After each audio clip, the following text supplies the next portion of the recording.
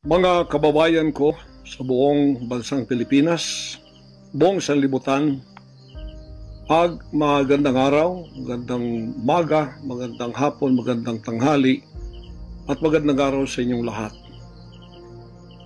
Ang pangungusap ko pong ito ay napakahalaga para sa lahat ng mga kababayan nating Pilipino na makikinig at manonood sa akin, although hindi nakikita ang mukha ko. Ito po si Pastor Apollo Kibuloy, ang appointed Son of God ng Kingdom of Jesus Christ, the name above every name. Sana po press conference ang tatawagin ko ngayon. Pero dahil nanganganib ang buhay ko, ay hindi po muna ninyo makikita ang aking pagmumukha. Ang akin lang po munang boses ang inyong maririnig. Mahalaga po ito na sasabihin ko sa inyo. Mga kababayan, mula po noong 2018, ako ay linigalig na at ang aking kongregasyon na walang dahilan ginawan kami ng kaso doon sa bansang Amerika. Sumunod kami sa batas. Kung kami may mga sinabi ng violations na hindi pa napatotohanan, yan po ay nasa kanilang federal court na. Kumuha kami ng 20 lawyer upang pag-usapan ang lahat ng kanilang akusasyon, which is about 43 counts. Lahat po yan ay mayroong 20 lawyers na nakatutok at meron na po kaming depensa. Naghihintay po ang aking mga lawyer sa Amerika at sa Pilipinas na simulan ang trial. Mulang 2018, pinospon. Ginawang 2020, pinospon. Ginawang 2022, pinospon. 2021, ganun din. 2023, sana ay po-postpone. Pinospon pa rin. Ngayon, hindi na po papayag ang judge. November 5, 2024, talaga pong itutuloy na. Ngayon, ako naman nandito sapagkat indicted din ako. Sealed indictment pa nga ng 3 taon, hindi ko alam ako indicted ako. So anytime pupunta ako doon, pupusasan na ako, hindi ko alam. Pero salamat naman sa Panginoon Diyos sapagkat hindi na ako pumalik doon at hindi nangyari yon. So dahil kasama ako sa kaso ng aking mga workers na mga 9 o 8 kami lahat, ako yung number 1 na principal. Okay lang, sapagkat ako naman ang leader ng kingdom at ako talagang target nila. Sa anong paraan ginawa kami ng kasong hindi namin alam at mga kumuha sila ng witness. Handa na po kaming lahat ng aming depensa, lahat ng aming documents ng aking mga lawyers, US-based lawyers, handang-handa na po kami. Pinopospone nila palagi, pero ngayon hindi na. Ngayon, ako dito sa Pilipinas, dahil nandito na ako nung dumating yung mga kasong yan, hindi ako lumaya sa Amerika, kundi dumating ako dito wala pang kaso. Kinasuhan ako ng naka-sealed indictment, hindi na ako nakabalik doon pero nandito na ako sa Pilipinas. So hindi po ako tumakas. Ngayon dahil nandito ako, I will use my constitutional rights for extradition na siyang treaty ng ating bansa. Yan po ang inihintay ng mga lawyers ko dito sa Pilipinas at sa Amerika. Hinihintay namin ang request ng US Embassy sa Department of Foreign Affairs. Hindi po dumating. Sapagkat kung yan pag-uusapan, i-endorse doon sa Department of Justice, wala rin doon. Hinintay namin para pag-usapan ang extradition treaty kung paano gagawin. Handa din po ako sa kasong yan kung ako'y ma-extradite. Pagkatapos mapag-usapan at nakadaan na kami ng Court of Appeals, Court of First Instance at Supreme Court. Kung ilang taon yon, dapat mag-tiis din sila. Hindi dumating yon, hinihintay ko hanggang ngayon. Wala pong request na ganon. Ngayon, eto po ang mahalagang ibabalita ko sa inyo. Mula noong 2018 hanggang ngayon, hindi na po kami mapakali sa ating sariling bansa. Nawala po ang aming kalayaan sapagkat kami dito ay sinosurveillance. Sinosurveillance ako dito sa Pilipinas ng CIA at ng FBI. Sarili kong bansa, ako po ay nagtatago sapagkat liligwakin ako ng ganun-ganun na lang. Walang extradition process na gagawin. dumating po sa aming kaalaman sa mga sandaling ito from reliable sources. Correct me if I am wrong, but these are reliable sources na dumating sa akin na ayaw na raw po nila ng extradition treaty. Ang kanila daw pong gagawin ng CIA, ng FBI, ng US Embassy at State Department, kasabwat ng ating gobyerno, ng Pangulong Marcos at ng First Lady at kung sino pa man ang nasa gobyerno, ako ay rendition ng kanilang gagawin. Ang rendition, ang ibig sabihin po, anumang oras pwede lang pasukin ang aking compound at ako ay kidnapin. It's not only rendition, but also elimination. If it is possible, pwede nila akong i-assassinate. So, nandun po sa dalawang yun. Kidnapping or assassination. Killing talaga, murder. Yun po ang dumating na balita sa akin ngayon from reliable sources. Kaya, mulang 2018, alam na po namin na may gagawin sila. Hindi lang namin alam kung paano sapagkat ang iniintay namin ay extradition sapagkat yun ang treaty natin. Ngayon, ito pong gagawin nila dahil hindi na sila dadaan doon ay illegal. Kidnapping or elimination or assassination. Di po ba sa atang sariling bansa ang aking constitutional rights na wala na? Sapagkat ako po ay binigay na sa kamay ng mga banyagang ito ng ating sariling gobyerno ni Pangulong Marcos at ni First Lady Araneta Marcos.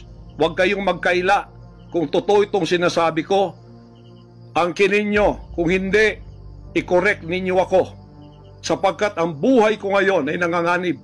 Kahit mukha ko, hindi ko pwedeng ipakita sa inyo. Sapagkat ako ay binigay na ninyo sa kamay ng mga Amerikano at gagawin nilang gusto nilang gawin sa akin sa aking sariling bansa. Ang aking 11 compounds, araw-gabi, sinosurveillan ng drone. Hindi po kami makatulog, hindi kami mapakali. Baka yung ginawa nila sa amin noong 2020 doon sa Amerika na bigla kaming pinasok, pinaggigibang pintuan, pinaggigibang lahat ng aming pamamahay sa loob, linigwak lahat, ay gagawin nila dito sa aming bansang Pilipinas sa aking mga compound.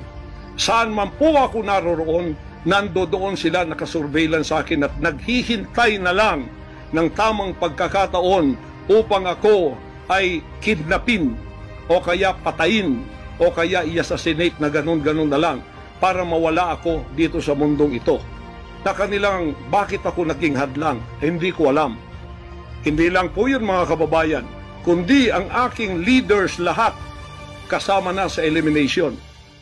Ito pong aking Board of Administrators, senior leaders, lahat po sila ay pwede na rin nilang patayin lahat. At pagkatapos hindi namin alam kung anong plano nila sa buong properties namin sa Kingdom Nation. Kahit bakit ganito sila kagalit at bakit ganito ang kanilang treatment sa akin na isang appointed son. Ang ministry ko po ay evangelizing the whole world with the Word of God.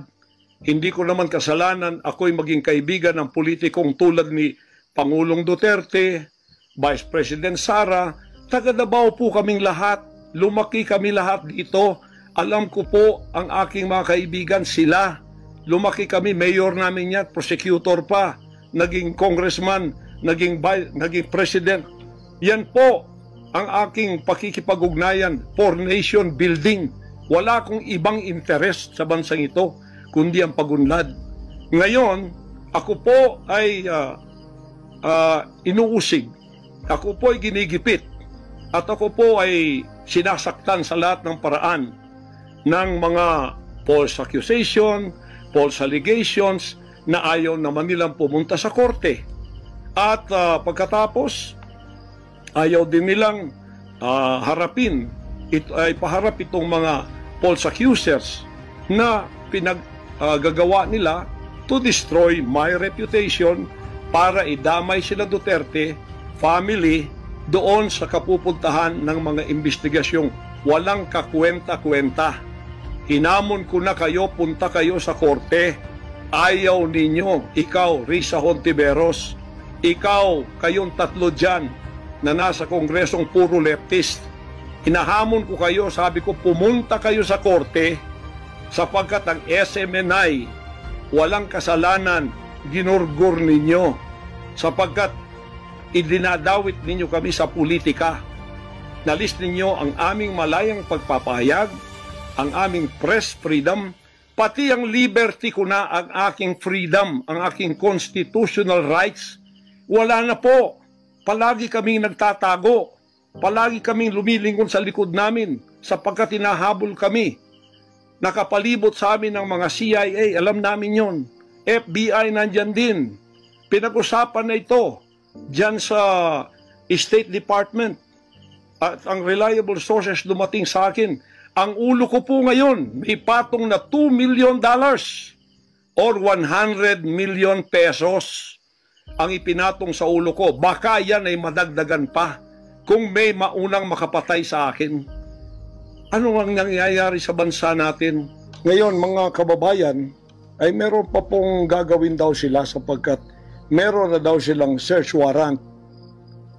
Pagkatapos daw, isi-search ang aming lahat ng compound at hindi daw kami papayagan na merong witness na sasama. At ang balita namin, kung ito'y totoo, sa reliable source ay nagsasabi na paplantingan daw kami ng bomba, guns, and drugs sa aming mga compound. Yan po ay aming babantayan. Sinabi ko na po muna sa inyo dito sa live na to para kung mangyari man ang mangyayari sapagkat wala po kaming ganon ay sila po may kagagawan nun. Ganito ka-evil ang kanila pong mga pag-iisip sa ngayon, masyadong desperado. Aywan ko kung bakit. Kung kayo nasa katotohanan, nasa kapangyarihan, bakit kayo natatakot? At huwag ninyong pasamahin ang aming mga abogado para sumama sa inyo sa pagsisearch.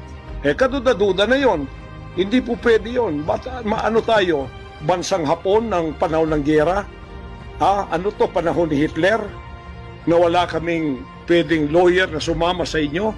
Kayo-kayo lang? Pagkatapos, pwede nyo kaming barilin pagka kami nakikipag-usap na kailangang may witness para kamerahan namin ang ginagawa ninyo na wala kayong lusot kung meron kayong gagawin na kabulastugan. At pagkatapos, ipapatong ninyo sa amin. Pagka ito'y totoo, we will resist you. Hindi kami violent, pero hindi kami papayag na wala kaming mga witness na sasama sa inyo.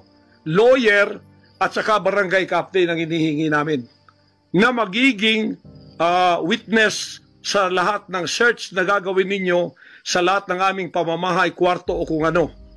At may lawyer kaming titingin muna sa inyong dokumento kung ano ang isi-search nyo, kung anong bahay, kung anong compound, kung ano lang ang dapat nyong gawin at ilang oras. Hindi to open-ended eh. Kailangan meron, sisisi namin ng judge na gumawa ng search warrant na ito pagka hindi ninyo nirespect ang aming constitutional rights. Huwag ninyong tapakan ang aming rights. Hindi din namin tatapakan ng rights ninyo bilang kayo ay nasa batas. Igagalang namin yon. Pero igalang din ninyo kami kasi meron kaming mga narinig na ginawan ninyo ng mga ebidensyang peke. Tinamnan ninyo pagkatapos ipapatong ang kaso sa amin. Religious community po ito. This is a spiritual community. Once tumapak kayo dyan, sapagkat kayong nagdadala ng batas, respetuhin ninyo. You are on holy ground. Yan po ay mahal na mahal naming banal na dako. Huwag ninyong lapastanganin. Pero hindi namin kayo pipigilan kapag may search warrant kayo. Pero hindi kami papayag na hindi kami makakasama ng kasama namin, hindi makikialam sa inyo. Titingin lang sa lahat ng gagawin ninyo. Kasi hindi na kami kumpiyansa sa gobyernong ito. Gagawa sila ng paraan para kami ay bigyan ng kasalanan. Yan po, babantayan natin yan. Pag hindi sila pumayag, then siguradong magpa-planting sila ng evidence. Pag pumayag sila, then fair ang laban. Hindi namin sila pakikialaman, titingin lang ang aming mga witness na mga lawyer at saka barangay captain. At kung sino man ang mga witness na nandoon mula sa aming side, kasi nandoon sila. Hindi na pwedeng gawin wantonly ang kanilang gagawin doon sa aming mga compound na wala kaming witness, because they can do anything to implicate us, to plant false evidences and charges against us. Ganon ang aming mga paningin dito. Kaya wag ninyo kaming pigilan para pantay ang laban natin, kasi nakikita namin na ang pamamahalang ito ay hindi na po matuwid. Biro ninyo, ginikipit kaming ganito, wala naman kaming ginagawa sa bansang ito. Sinabi ko na muli, hindi kami nagdi-deal ng drugs, hindi kami violenting tao, hindi kami terorista, mangangaral kami ng mga salita ng Diyos. In fact, dito sa aming compound sa Tamayong, kami ang nakapagbigay ng peace sa mga kababayan nating sinisila ng CPP and PNDF, tinatakot at pinapatay. Ngayon, wala na sila, may peace na kami. Eto namang gobyerno natin, eto ang ginagawa nila sa amin. Biro ninyo mga compound na religious ng Kingdom of Jesus Christ, ginaganito nila. Pero yung pagnanakaw nila sa gobyerno, wala silang sabi. Tiklop bibig, hindi sinisearch ang mga bahay na pinagbibili nila. Nagamit ang pera ng gobyerno. Anong klase kayo? Sige, gawin ninyo ang gusto nyong gawin sa amin. Pero kami tatayo sa aming constitutional rights. Whatever happens. Tatayo ako sa kalayaan ko sa bansang ito na pinakamatyan ng aking mga national heroes. Yan mga kababayan, bantayan po natin. Hindi po ako magpaparesto sapagkat ako po ay siguradong papatayin.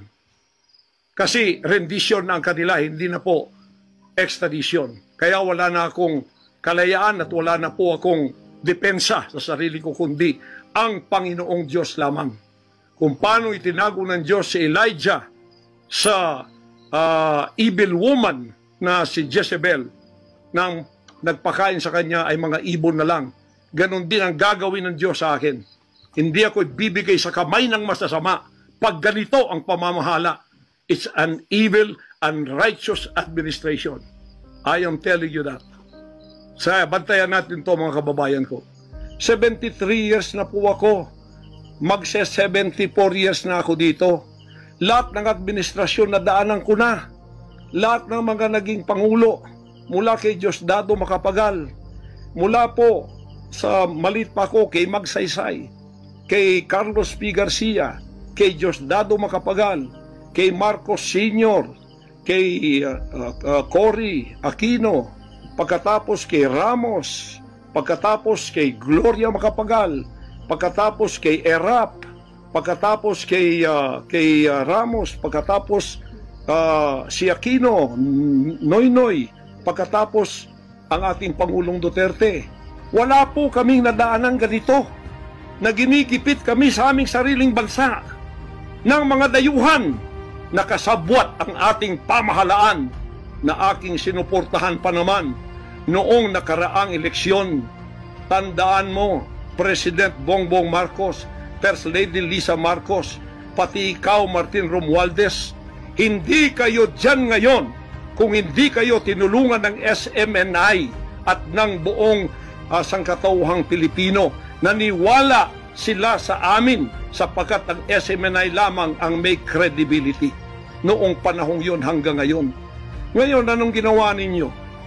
Pinaggagawan ninyo kami ng kasalanan, inilagay ninyo kami sa kahihiyan, pagkatapos ibinilanggo pa ninyo ang dalawa naming mamamahayag, pagkatapos inaapi ninyo kami ng ganito-ganito lang. Ang aming pong tolerance, it has come to the rim. Our tolerance has been to the roofs already. Alam ninyo, hindi na po biro itong nangyayari sa bansang ito. Kung pababayaan po natin ang ganitong mangyayari ng mga dayuhang tulad ng Amerikano, CIA, FBI, State Department, US Embassy, gigipitin tayo with the connivance of our own President and First Lady and other members of the Congress. Kung pababayaan natin ito, nangyayari sa isang Pilipinong tulad ko na gumagawa ng kabutihan, trying our very best para makatulong kami, humanitarian, Children's Joy Foundation, dinemonize kami, kinriminalize kami. Biro niyo, ginagawa niyo dangerous criminal organization ang Kingdom of Jesus Christ. Buong sanlibutan, ang akin pong 38 years na munga ng mga 6 hanggang 7 milyong kaluluwa na niwala sa katwiran at nagbago ang buhay. Ngayon, ginaganito niyo ako ng dahil sa inyong politika na ang aking itinataas naman ay mga lider na tama tulad ni Duterte. Kasalanan ko ba yun na maniwala ako sa isang lider na matuwid at akin siyang itaas? Pagkatapos ganito kayo kadesperado para ako'y patayin at ang lahat ng aking mga senior leaders papatayin din, hanggang yung mga leaders na pwede pang pagkatiwalaan papatayin ninyo, and then you take over all of our properties and compound. Pagkatapos lilinlangin ninyo ang mga tao, pagkatapos magtatayo kayo ng sariling korporasyon, i-incorporate ninyo doon ang lahat ng properties na pinaghirapang blood, sweat, and tears ng aking mga members all over the world. Tapos biglang-bigla ililipat niyo doon sa inyong bagong korporasyon at pagkatapos itataas ninyo ang kamay ng isang tao tulad ni Bandari at sasabihin niyo, ito ang leader ninyo ngayon. Ano ang Kingdom of Jesus Christ? Political government? Hindi po ganon. Mangyari ng mangyayari. Hindi po papayagan ng Panginoon Diyos ang mga bagay na itong nangyayari sa ating bansa sa mga sandaling ito. Kung ako, mabuting tao, kung ako nangangaral ng katuwiran, kung ako tumutulong ng kusang loob at hindi nagpapautang loob kanino man, ginaganito ako, sino pa kaya kayo, mga kababayan ko? Bumukas na po ang mata natin, magkaisa na tayo at alisin ang evil administration na ito na siyang ginagamit ng masamang espiritu upang ang kadiliman ay bumalot sa buong bansang Pilipinas. Alam ko, mahal ninyo ang Pilipinas, mga Pilipino. Naghihintay lang tayo ng tamang pagkakataon. Meron pa bang ibang pagkakataon? Tingnan niyo nangyayari sa Kongreso. Tingnan ninyong korupsyon. Tingnan ninyong droga. Mismong ating presidente, mismong kanyang pamilya, inakusahang druggists, inakusahang mga drug addicts. Wala tayong ginagawa. Mismong Pangulong Duterte na nagsabi niyan. Mismong naririnig natin araw-araw, durugista siya. Pagkatapos, kami pa ngayon ang inaapi-api sa aming paglilingkod. Pagkatapos sila ay mga kriminal na nakaupo dahil may kapangyarihan. Kami ngayon ang liligwakin nila. Hindi ba yan karumal-dumal sa harap ng ating Panginoon Diyos? Hindi ba yan ay isang pamamahalang hindi tama? Si Nebukadnezar, pinakain ng damot, ginawa siyang hayop. Ang kanyang anak si Belshazzar, nakakita ng handwriting on the wall. Pagkatapos, inalis ang kaharian sa kanya at ibinigay kung sino ang magiging matuwid na haharap sa Panginoon Diyos. Anong tingin ninyo sa akin bilang pastor? Dinemonize. Ang reputasyon ko pinagsisira. Ngayon, hindi na ako buhay. I am a living dead. Kung walang Panginoon Diyos sa akin, pinatay na ako sapagkat lahat ng gadgets nasa sa kanila. Lahat ng gadgets ng Amerikanong yan nasa sa kanila. CIA, FBI, at sino pa ang kanilang mga galamay dito na pinagbibili na nila. Ako, hindi ako drug lord. Ni minsan hindi ako nakatikim ng droga. Mulang-mula pa, inialay na ako ng aking ama na maging isang ministro ng banal na kasulatan. Hanggang ako'y lumaki, hanggang ako'y naging 74 years old, hindi ko po na-enjoy ang aking kabataan sapagkat hindi ako nagliwaliw. Ako po'y nangaral. 50 years na ako nangangaral. 38 years in the kingdom ministry. Ni isang sigarilyo hindi tumama sa bibig ko. Ni maliit na bisyo hindi ko pinasok. Ako po ay hindi nag-asawa. Ngayon, inaakusahan ako ng napakaraming babae. Ito po ang kasalanan ko. Pinayaman ako ng Panginoon Diyos, akala nila sa akin. Single ako, kaya pinag-aagawan ako. Pagkatapos na ako ay maghihindi, mapapahiya, ibabaliktad nila sa akin. Yan ang tinatawag kong Potiphar's wife syndrome. Hindi po ako nagsasalita ng ganito kasi mapahiya ang mga babaeng yan. Nag-aagawan sila. Mahirap man sabihin. Pinag-aagawan nila ako dahil nananawagan sa mga magulang, mayaman na tayo pag nangyari ito. Sabi ko, hindi mangyayari yan kasi dedicated ako eh. Napahiya, ngayon binayaran at ngayon binabaligtad ng lahat ng istorya.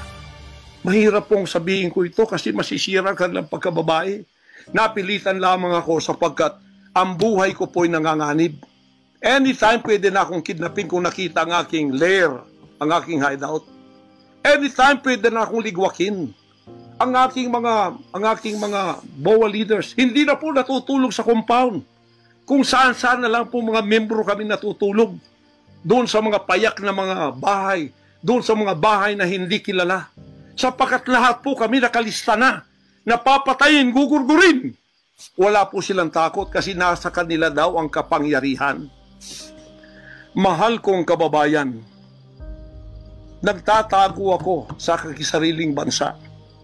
Sariling mga compound namin na pinaghirapan. Hanggang sa kami na ako saan nagpapalimos. Pero yung amin pong sinusulisit, tingnan ninyo ang humanitarian na ginagawa namin. Ni 5 wala kaming ninanakaw. Yung mga volunteers ko, walang sweldo. Araw at gabi. Sapagkat nakikita namin ang mga kabataang Pilipino, pinabayaan ng mga politikong yan. Kami po nagsasacrifice para mapakain sila, mapaaral na wala pong bayad. Pagkatapos, ang kababayan nating nalipusta, kalamidad, walang tumutulong. Kung may tumutulong man, politika at may kabayaran. Nagtitiis po kami sa mga pag-alipusta. Sa paninira, inaangkin namin yung kasi malaki ang ganti namin sa langit.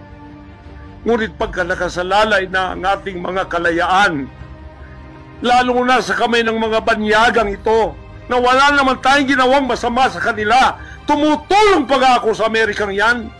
Nagdo-donate ako doon sa malalayong lugar tulad ng Apalachian na hindi nakapag-aral ang mga bata. Bumili kami ng napakalaking library para sila'y makapag-aral. Mga Amerikano po yan. Kinikilala ba nila yon? Kung nagseselo sila sapagkat ako'y umusbong sa bansang Amerika, problema na po nila yon. Kung ako'y binigyan ng ama ng isang sasakyang panghimpapawid para hindi ako madelay sa aking worldwide na gawain, kasalanan ko ba yun? Kung ako binigyan ng pampalipad na helicopter dito para mapuntahan ko lahat ng aking satellite sa buong Mindanao, Pilipinas, kasalanan ko ba yun? Kasalanan ko ba na ako'y magkaroon paralan para makapag-aral ang mga bata na walang bayad? Kasalanan ko bang mayroong SMNI para hindi mabayaran?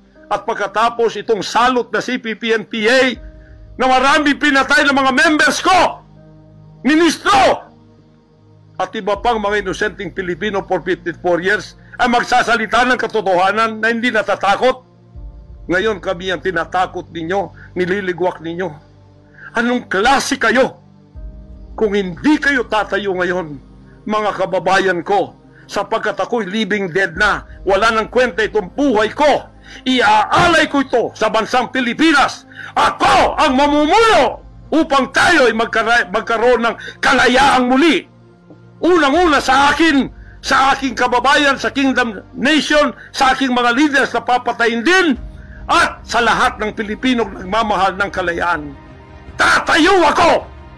At ako ang mamumuno sa bansa ito para sa katwiran at takot sa Diyos, para ibalik ang ating kalayaan at ang ating kaligtasan mula sa kamay ng mga banyaga na pinakabartiyan ni Rizal de la Bonifacio. Gayon ang panahon ng pagtayo. Ayaw ko pong gawin ito. Hindi ako politiko. Ang misyon ko ay isang pastor, isang alagad ng Diyos. Appointed son, magligtas ng kaluluwa. Ngunit hindi nyo kinilala yun. At ngayon sinisikil ninyo ang aming kalayaan na ma-enjoy namin ang labor namin for 38 years. Blood, sweat, and tears. Ang gabi ginagawa naming araw. Hindi kami nagmolestiya ng ibang tao. Lumago ang bansang Kariyan. Ngayon, you are envying in jealousy. Gusto niyo kaming i-put down. Mapipilitan akong pupunta at mamumuno sa bansang ito para sa katuwiran. Sasabihin ko sa inyo, pag ito'y kalooban ng Diyos, gagawin ko. Ngayon din, sapagkat ang buhay ko ay wala ng kwenta. Papatayin din naman nila ako. Ngayon, tatayo na ako para sa kalayan nating lahat. Mahal kong mga kababayan, ito po ang mahalagang mensahe ko sa inyo sa mga sandaling ito. Hindi ko po uurungan ang sinumang gumagapi sa bansa ko at sa aking kalayaan na ako mismo nagtatago sa aking sariling bansa within 74 years. Hindi po nangyari ito ngayon lang. Pangulong Bongbong Marcos, akala ko matuwid ka na tao. Ikaw, First Lady, akala ko matuwid kang tao. Totoo ba yung ginagawa ninyo riyan na meron kayong mga sex orgies at meron kayong mga drug session na nagliligwak kayo ng drug, sumisingot kayo ng drug habang nagsesex orgies kayo? Totoo ba ito?